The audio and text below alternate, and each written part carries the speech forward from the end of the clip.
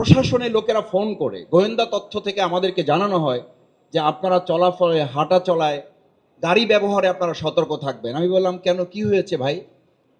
আমাদের সেই যাত্রী খেকো মঞ্চিত আর এখন নাই, কিছুটা তো নিরাপদ সড়ক আমাদের হয়েছে। বলছে, মাসুদ ভাই শুনলে অবাক হবেন, একসময় আপনাদেরকে রাস্তায় গুলি করে হত্যা করার প্ল্যান ছিল, এখন আপনাদেরকে গাড়ি চাপা দিয়ে হত্যা করার ষড়যন্ত্র করে একটা গোষ্ঠীকে এই দেশে নামিয়ে দেওয়া হয়েছে, একটা ষড়যন্ত্রকারী দলকে এখানে নিয়োগ দেওয়া হয়েছে, তারা এই কাজটি সম্পন্ন করবে। কত দুর্ভাগ্যজনক একটা রাষ্ট্রে আমরা বসবাস করছি, এবং সেটার জন্য অ্যাসাইন করা হয়েছে। আমি সাথে আরেকটা শব্দ যুক্ত না করলে আজকের এই নিরাপদ সড়ক আন্দোলনের আলোচনা, আমার আলোচনায় আমি মনে করি এটা হকাদায় হবে না। সেটা হচ্ছে, নিরাপদ সড়ক চাইয়ের সাথে নিরাপদ শাসকও দরকার, নিরাপদ সড়ক চাইয়ের সাথে নিরাপদ রাষ্ট্র দরকার, নিরাপদ সড়ক চাইয়ের সাথে নিরাপদ একটা প্রতিবেশীও দরকার। আমাদের নিরাপদ প্রতিবেশী নেই, তারা আমাদের পতাকায় আগুন লাগাচ্ছে, পতাকা আগুন লাগিয়ে আমাদের দেশটাকে অনিরাপদ করে তুলছে। তারা আমাদের হাই কমিশনকে ঘেরাও করে ভাঙচুর করছে। এটা কোন দেশ? এটা কোন প্রতিবেশী? এই প্রতিবেশী শুধু বাংলাদেশের জন্য, এটা গোটা পৃথিবীর জন্য একটা উদ্বেগ উৎকণ্ঠা তৈরি করেছে তারা। এরকম একটা প্রতিবেশী শুধু বাংলাদেশের জন্য বিপজ্জনক নয়, গোটা পৃথিবীর জন্য তারা একটা বিপজ্জনক রাষ্ট্রে পরিণত হয়েছে। এটা কি করে সম্ভব? এরকম একটা রাষ্ট্র আমাদের আজকের তরুণ যুবক যাত্রী সাধারণদের রাস্তাটাকে অনিরাপদ করে একটা উদ্বেগ উৎকণ্ঠা তৈরি করে দিয়েছে। সম্মানিত ভাই এবং বন্ধুগণ, আমি আরেকটি কথা আপনাদের বিনয়ের সাথে অনুরোধ করতে চাই। দেখেন, আমাদের এই প্রিয় মাতৃভূমি বাংলাদেশ, এই বাংলাদেশটাকে নিরাপদ করে গড়ে তোলার লক্ষ্যেই তো আমরা আমাদের দেশটাকে, আমাদের মহান মুক্তিযুদ্ধের যারা যুদ্ধ করেছেন, স্বাধীনতা যুদ্ধে অংশগ্রহণ করেছেন, আমাদের শ্রদ্ধেয় সভাপতি, আমাদের সর্বজন সম্মানিত ব্যক্তি ইলিয়াস কাঞ্চন ভাই বলেছেন, 53 বছর স্বাধীনতার 33 বছরের লড়াই করছেন। আমি ইলিয়াস কাঞ্চন ভাইয়ের সাথে তার সমস্ত আবেগের সাথে মিলিয়ে আমি আজকে একটা কথা বলি, যে নিরাপদ সড়ক চাইয়ের আন্দোলন তখন সফল হবে যখন নিরাপদ একটা সরকার আমরা এই দেশে প্রতিষ্ঠিত করতে সক্ষম হব। তিনি আক্ষেপ করে বলেছেন যে বিভিন্ন সময় বিভিন্ন সরকার এসেছে, কথা শুনেছে, কোনো কথার কর্ণপাত করে তার বাস্তবায়নের ধারে কাছে যেতে পারেনি। তার যে আজকে যে স্মরণিকাটা আমাদের হাতে এসছে, আমি স্মরণিকাটা দেখতেছিলাম বসে বসে, তিনি যে সুন্দর বাণী ওখানে দিয়েছেন, যে বক্তব্য দিয়েছেন, তার উপরেটা হচ্ছে লেখা ছিল, যা শুনবো, যা বুঝবো, তা মানবো। এই কথাটা তো আমাদের শ্রদ্ধেয় ইলিয়াস কাঞ্চন ভাই না, এই কথাটা মহাগ্রন্থ আল কোরআনে।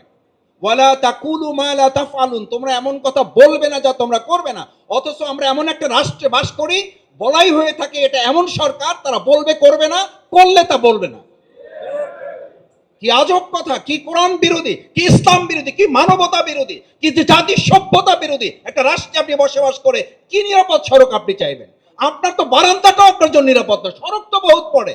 জুলাই আগস্টে তো আমাদের বারান্দা ঘরের, আমাদের বেডরুমটাও তো নিরাপদ ছিল না। মাঠের অলরাউন্ডার আমি, আর ঘরের allrounder Tylox. Tylox toilet cleaner, clean মানেই টাইলক্স। সেই রাষ্ট্রে আপনি বেডরুম, আপনার ডাইনিং রুম, আপনার বারান্দা নিরাপদ করে আমি কখন আমার রাস্তার নিরাপত্তার দায়িত্বের কথা আমি ভাববো? আমাদের কলিজার টুকরা সন্তান, কোলে মায়ের কোলে সন্তানকে গুলি করে হত্যা করা হয়েছে, সে তো রাস্তায় নামেনি, সে তো বারান্দায় যায়নি, তার মায়ের কোলে সে ডাইনিং রুমে ছিল, সেখানে গুলি করে টার্গেট করে হত্যা করা হয়েছে। সম্মানিত ভাই এবং বন্ধুগণ, আমি শেষ যে কথাটা বলে আমার বক্তব্যের ইতি টানতে চাই। এর সমাধান কোথায়? সমাধান হচ্ছে, আমি 4টা সুপারিশ মালা উপস্থাপন করতে চাই। নাম্বার 1, ছোট ছোট করে। 1, শুধুমাত্র যাত্রী নয়, শুধুমাত্র ড্রাইভার নয়, শুধুমাত্র সরকার নয়, গোটা মানব জাতির মধ্যে, আমাদের এই নাগরিক শ্রেণীর মধ্যে সর্বপ্রথম ভ্যালুস, মূল্যবোধের জন্ম দিতে হবে। আমি ছাত্রজীবন তো এখনো বয়স কম, আমি যখন ইসলামী ছাত্র শিবিরের কেন্দ্রীয় সভাপতি, একটা সেমিনারে আমি ইংল্যান্ডে গিয়েছিলাম। আমার সাথে যিনি ড্রাইভার আছেন, উনি রাস্তা একটু ভুল করে ফেলেছেন। ট্রাফিককে হেল্প নিলাম, ট্রাফিক আমাকে বলে দিল রাইট সাইডে যাবেন। আমি খুব অবাক হয়ে লক্ষ্য করলাম, আমি এটা বাংলাদেশে এসে তখন শিবিরের আমি একটা কনফারেন্সে বলেছিলাম, যে পিছনে পিছনে সে আমাকে ফলো করেছে, যে সে যে ইনস্ট্রাকশনটা দিয়েছে এটা আমি বুঝতে পেরেছি কিনা। পিছনে পিছনে যাওয়ার পর আমি এটা খেয়াল করি না যে সে পিছনে আছে আমার। আমি যখন রাইট সাইডে না গিয়ে আমি ভুল করে আবার মানে লেফট সাইডে মুভ করেছি, সাথে সাথে সে তার মোটরসাইকেলটা রান করে আমার গাড়ির সামনে গিয়ে আমাকে গিয়ে বলেছে যে তুমি তো ভুল করছো, তোমাকে তো রাইটে যেতে বলছি, তুমি তো লেফটে চলে যাচ্ছ। আমার মনে হয় কমপক্ষে 3.5 কিলোমিটার সে আমার পিছনে গিয়েছে। বাংলাদেশে এটা আপনি কল্পনা করতে পারবেন? জিজ্ঞেস করলে তো সে আর একদিকে তাকায় থাকে। সে তো আপনাকে জিজ্ঞেস করে আপনি কি গ্রাম থেকে এসছেন না শহর থেকে এসেছেন, রাস্তা চেনেন না, তা আসছেন কেন? এরপরে তাকে যদি আপনি একটু চা খাওয়ার টাকা দেন, তারপরে হয়তো বলবে যে ঠিক আছে যান, এদিকে চলে যান, যেদিকে ইচ্ছা যান, রাস্তায় রাস্তা আপনাকে বের করে দিবে। কি অদ্ভুত দেশে বাস করে, মূল্যবোধের কোনো ধার কেয়ারই তো করে না কেউ। আপনার সম্মান মর্যাদা, আপনি ট্যাক্স দিয়ে এই দেশে এদেরকে পরিচালনা করেন। আমাদের বলা হয় যে ঝড় বৃষ্টি হলে তো ট্রাফিকের দায়িত্ব বাড়ে, আর ঝড় বৃষ্টি হলে ট্রাফিক ছাতা খোঁজে, ঝড় বৃষ্টি হলে দোকান খোঁজে। আমি সবাইকে সমানভাবে বলছি না, সেজন্য মূল্যবোধের জন্ম দিতে হবে আমাদের। আমরা একটা সময় তো শুনেছি আমাদের পত্রিকায়, আমরা সেই সময় সমালোচনা ঝড় উঠেছিল যে ছাগল এবং গরু যদি চিনতে পারে তাহলে তাকে লাইসেন্স দিতে অসুবিধা নেই। কত বড় নির্লজ্জ একটা সরকারের অধীনে আমরা বসবাস করেছি। মানুষ চেনা তো পড়ে, সে তো ছাগল এবং গরু চিনলে তাকে লাইসেন্স দিতে হবে। আর আমি আজকে সুপারিশ করছি কোন ব্যক্তিকে ইন্ডিভিজুয়ালি লাইসেন্স না দিয়ে প্রাতিষ্ঠানিকভাবে লাইসেন্সের ব্যবস্থা করতে হবে, যাতে ব্যক্তি অপরাধ করলে প্রতিষ্ঠানের বিরুদ্ধে ব্যবস্থা নেওয়া যায়। নাম্বার 3, আমার আরেকটা গুরুত্বপূর্ণ, আমার দৃষ্টিতে গুরুত্বপূর্ণ, আপনাদের কাছে গুরুত্বপূর্ণ নাও হতে পারে, সেটা হচ্ছে আপনি যখন তাকে লাইসেন্স দিবেন, লাইসেন্স দেওয়ার সাথে তাকে মানবিক মূল্যবোধের চেতনাটাকে ডেভেলপ করতে হবে, হিউম্যান ভ্যালুস। মানুষের মর্যাদা বুঝবে। আমরা দেখি আমাদেরও দায়বদ্ধতা থাকে, চালকের দায়বদ্ধতা আছে, আমাদেরও দায়বদ্ধতা আছে। আমরা যখন গাড়িতে উঠেই বলি জোরে চলেন, কারণ আমার টাইম শেষ, এখনই পৌঁছতে হবে। আমি দেখেছি আমার পাশের যাত্রী, ভাই চালান, কোনো অসুবিধা নেই, ওখানে তখন স্লোগান চেঞ্জ হয়ে যায়, জীবনের চেয়ে সময়ের মূল্য বেশি। আমি বলতে শুনেছি আমার পাশের যাত্রীকে, আমি বলেন কি জীবন থাকলে না সময় কাজে লাগাবেন, বলছে যে ভাই জীবনে বেঁচে থাকলাম, যদি গিয়ে মিটিংটাই না পাই তাহলে বেঁচে থেকে লাভ কি? তাহলে চালান আল্লাহ বর্ষ। এই জন্য এখন ঢাকায় কথা আছে, চলছে গাড়ি যাত্রা বাড়ি। মানে কোন একটা জগৎ আপনি বাস করেন, কি একটা অজ্ঞ জীবনে আপনি বাস করেন। অথচ আমরা বলি আমরা একটা ডিজিটালাইজড হয়ে গেছে, এইটা হয়ে গেছে সর্বশেষ। আমাদের এই সমস্ত কিছু যারা এতদিন অ্যানালগ থেকে ডিজিটালাইজেশনের কথা বলেছে, মুখে বলেছে, কাজে তার ধারে কাছেও তারা যেতে পারছে বলে এই জাতি মনে করে না।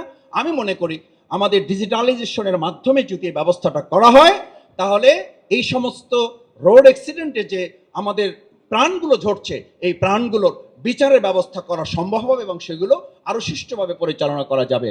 আমি সবশেষ শুরুটা দিয়ে শেষ করতে চাই। আসুন আমরা আমাদের প্রিয় মাতৃভূমি বাংলাদেশের আমাদের এই স্বনামধন্য ব্যক্তি, আমি জানি না ইলিয়াস কাঞ্চন ভাই বেঁচে থাকতে তিনি তার এই সুন্দর আন্দোলনের সফলতা দেখে যেতে পারবেন কিনা, তবে আমি বলবো আপনি ইতিমধ্যে সফল হয়েছেন, কারণ আপনার এই সফলতা দিয়ে একজন মানুষের জীবন রক্ষা হয়, সেটাই হচ্ছে আপনার সফলতা। কোন সরকার আপনাকে কি করলো, এবং বর্তমান এই অন্তর্বর্তীকালীন সরকারকে আমি বলবো, আমি মনে করি ইলিয়াস কাঞ্চন ভাইকে ডেকে নিয়ে তার সাথে এই সরকারে কথা বলা উচিত, তার কথা শোনা উচিত। ওনার এই আন্দোলনের এটা অর্জন হওয়া উচিত। উনি সময় চাইবেন। আমি জিজ্ঞেস করেছি কাঞ্চন ভাইকে যে কাঞ্চন ভাই আপনি বর্তমান উপদেষ্টা, প্রধান উপদেষ্টা মহোদয়, ওনাদের সাথে আপনার কথা হয়েছে কিনা বা সুপারিশগুলো আপনি দিতে পেরেছেন কিনা। আমার মনে হয়েছে কাঞ্চন ভাইয়ের মধ্যে একটা কষ্ট, একটা দুঃখ, একটা অভিমান ওনার ব্যক্তির জন্য নয়, জাতির জন্য নিজা করেছেন, তার প্রাপ্তি ওনাকে আমরা দিতে ব্যর্থ হয়েছি। আমি মনে করি অন্তর্বর্তীকালীন সরকার একটা অরাজনৈতিক সরকার, তারা তাদের সম্মানের জায়গা থেকে ইলিয়াস কাঞ্চন ভাইকে ডেকে তার সাথে কথা বলবেন। আমি সেই প্রত্যাশা ব্যক্ত করে নিরাপদ সড়কের জন্য চাই নিরাপদ শাসক, তার জন্য চাই নিরাপদ রাষ্ট্র, তার জন্য চাই আজকে নিরাপদ প্রতিবেশী।